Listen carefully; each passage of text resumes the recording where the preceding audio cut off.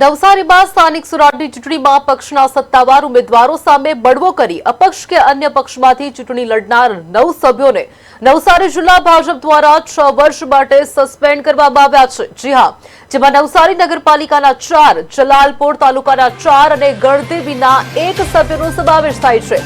ભાજપ દ્વારા ટિકિટ ન અપાતા આ સભ્યોએ પક્ષ સામે ઉમેદવારી નોંધાવી હતી। જિલ્લા ભાજપ પ્રમુખે સ્પષ્ટ કર્યું છે કે શિસ્ત ભંગ કરનાર તેમજ આવા બળવાખોર ઉમેદવારોને મદદ કરનારા કાર્યકર્તાઓ સામે પણ આગામી દિવસોમાં કડક કાર્યવાહી કરવામાં આવશે।